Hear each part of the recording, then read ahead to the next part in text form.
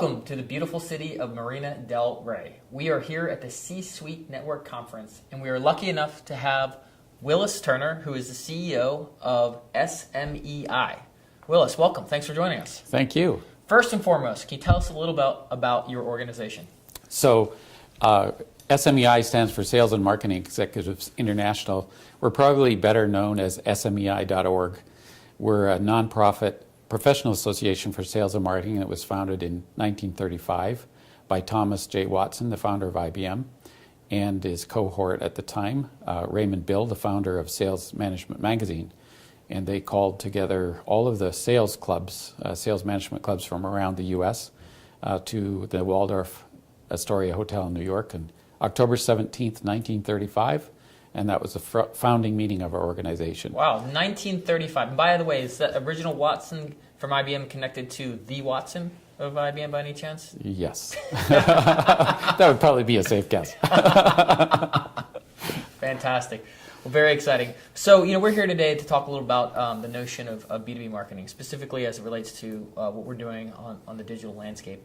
And I'd love to understand from your perspective, and especially as this organization has grown over the years, what are the challenges and the topics that most folks at the C level or the senior VP level are tackling in the marketing role within B2B? What's on their plate?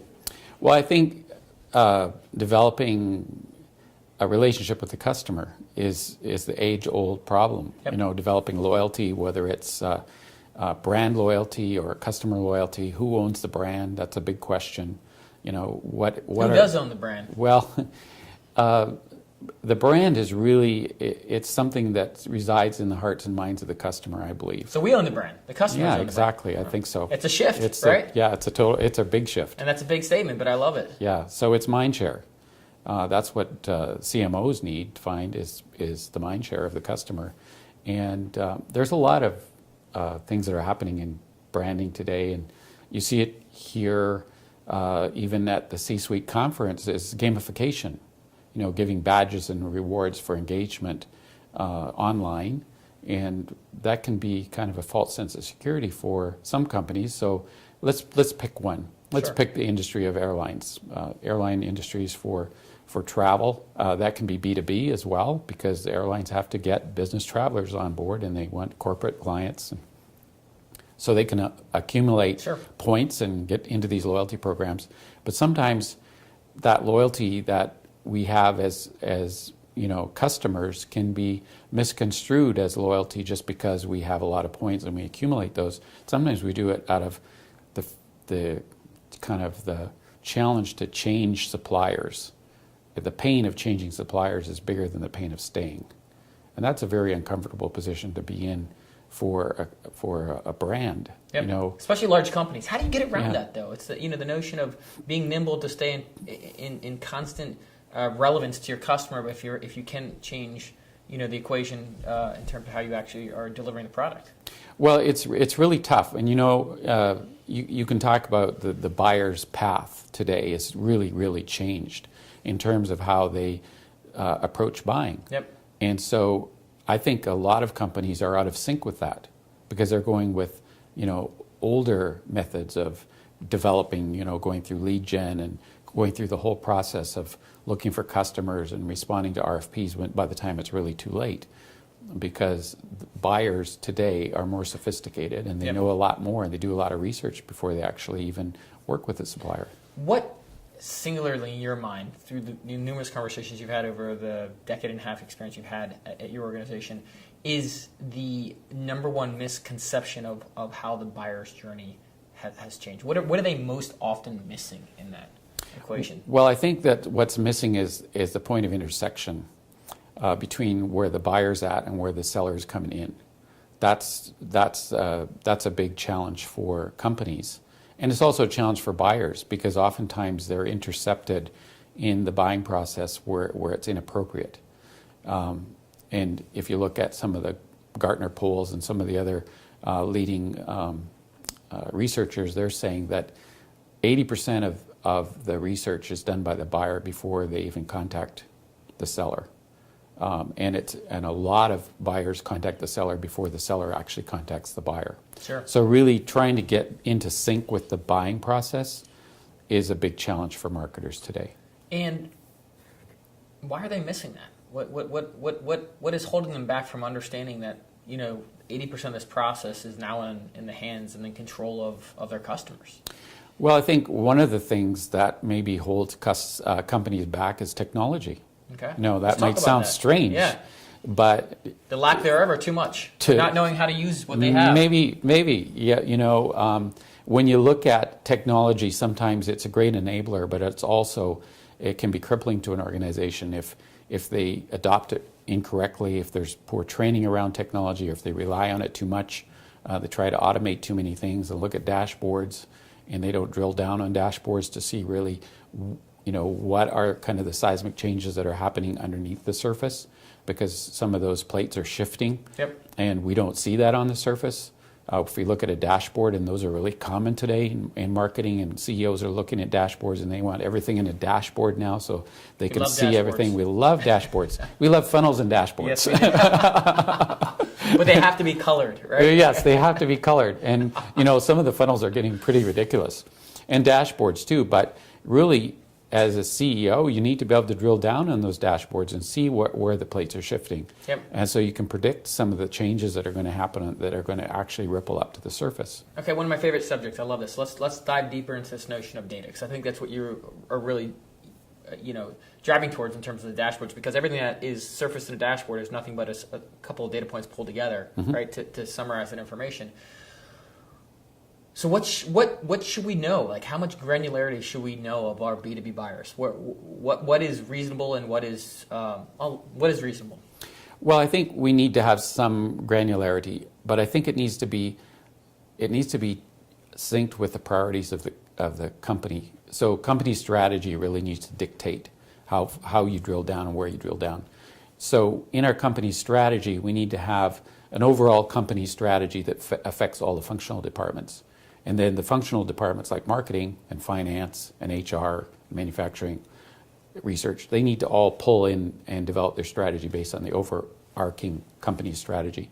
So I think sometimes what we see happening is functional departments will do their strategy, but they'll do it in a silo, and they won't be connected with the overall company strategy. So the priorities of the company kind of go by the wayside. And some functional departments, what they'll do is they'll react to social media, and they'll gauge their reactions will be based on things that are happening that they can see, that are happening, maybe reactions by public or their customers, maybe negative feedback. Maybe they'll look at some, customer satisfaction scores. But they're all over the place, Yep. and they're really not focused on strategy. So we really need to go back to the strategy and say, what is important? What are the top priorities? What are the things that keep our customers awake at night, the CEOs of our customers? What are the things that they're thinking about? And what is, maybe that's an old saying, what keeps them awake at night, but I'd like to know, what's on the mind of the CEO when he wakes up in the morning? So from within these individual business units or departments within a larger organization, correct? So let me suggest this. I think one of the largest challenges we've seen in many instances, I think you just articulated, Willis, is the alignment. How do you connect what you're doing to make sure you're all rowing in the same direction to support the global goals of the organization? But on the flip side, and maybe the counter argument, and I like to debate a little bit if that's fair. I come from the East Coast where there's politics hails widely. Is the nimbleness to operate in real time, to fail fast and be relevant to your customers. And I don't care what industry you're in, how old it is, how large or small your company. I think that notion upon itself is what will give these companies a much larger opportunity for success. Do you agree with that? I do agree. I think that a risk-averse company is going to be mediocre. Yeah. They're in trouble, I think. Yeah, Yep. yeah, they are in trouble, and it's a pretty boring place to be. I know. Yeah, and you're not Warning to you all. you're not going to attract or keep the right kind of people, You and got the it. company culture is going to become very stagnant. Yep. So that's all part of strategy as well. Yep. So there is a flip side, and you can have people who are too great a risk takers. So you got as Jeffrey Hazlett says, sometimes his job is to create tension, push people to the edge. But you got a safety net there. So in case they go over the edge, you kind of have a contingency plan. But it's those companies that are willing to take risks and try new things and kind of be in your face a little bit. They're the ones that are more exciting. If I could sit down with the CMO of Chipotle versus the CMO of McDonald's, I'd probably pick the CMO of Chipotle because they're more of a leading edge brand and they're more, I think, in touch with the future consumer. Now we're talking about B2C, but if you talk about B2B, you can still you can take lessons from B2C because there's some really cool stories out there. And I think one of the challenges that we have as CEOs is we look for case studies in our industry. We really should be looking outside of our industry. We should be looking at case studies in other industries, and so that we can actually draw some conclusions and some parallels from there and maybe use that as an analogy. How could we create that kind of change in our organization? Yeah, I love it. I'll even extend that one step further. So even outside of case studies, and even executives who can support those case studies within our organizations to bring them in from the outside, it's even to move beyond the conventional wisdom of that and to look at what do you need? What does your organization need? Because sometimes it's not wrapped up in a case study. No one's done it, and there needs to be invention and creation and passion to bring that to life. And you're right, with the larger organizations, the risk averse are having such a hard time with even dipping their toe in that water. Mm-hmm.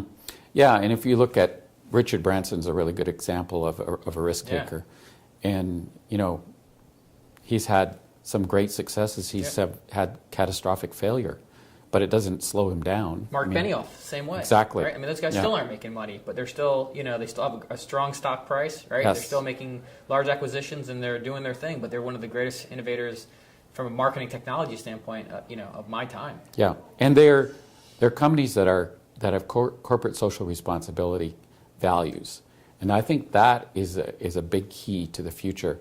Interesting. Yeah, I just did a TV interview in China, and the subject was CSR. And I did some research first, and I found out that the companies in China that are doing CSR are companies that want to do or are doing business internationally, but the domestic companies were not as engaged in CSR. So why is that? It seems a little bit fickle to me. And so I would look at the root cause, even in America, of companies that are doing CSR, and why are they doing it? Are they doing it because they want to look good? Or are they doing it because they truly care? Yep. I look at Steve Case and his work with water, that he's doing with water, and the amount of philanthropy that he puts back in, to sending the elevator back down, as Jeff said today. So I think CSR plays a big role, and it can help if it's truly part of the culture and the values of the organization, that it's not just a facade. I totally agree. If it's authentic, right? If it really comes from a true passion and a true sense of motivation. And to your point you made earlier, Willis, which I think is an excellent one, is attracting talent. You're going to have to attract, in order to attract the talent you want tomorrow, I think the best folks usually have some sort of more gratuitous mindset, as well as wanting to have a bigger impact on the world as opposed to just solely making money, which we can understand has all been spawned from different eras, which is okay, not to judge. But I love that point. And you look at companies, or even this notion of growth in the B Corp markets, right? Like companies like Patagonia, who are saying our number one mission isn't necessarily to grow shareholder value, it's to do good by the world, and we'll make some money as well. That's interesting. I haven't heard that point yet, and I love it. That could be a whole topic itself. We need another 2 hours if you have it. Well, that flies in the face of textbook marketing. Yep. Because textbook marketing says you have to make money for the shareholders. You can't be in business without making money. Yep. It doesn't really talk about corporate social responsibility, but if you want to attract millennials to your organization, or even Gen Xers, they're more related in cause-oriented marketing than they are in research-oriented companies. Yeah. We'll even connect the notion of progressively oriented mindsets to people who want to innovate and change, i.e. technology, move things forward, are going to be more attracted to those types of organizations that believe in those things, as opposed to, how do we just avoid risk? Exactly. Yep. Yeah. No, that's interesting. Man, there's a lot of threads I could pull with that. So what companies do you think are really doing it well, that are living this authentic life where they believe in the CSR engagements they espouse? And And I think the second part of the question is, have they done well? Well, I think Salesforce is actually a good example. Yep. You know, they've created a foundation. They do a lot of work with organizations to help put money back into organizations that have good causes. And how can you fault a guy who brings his dog to the office? I love it. It's hard to top.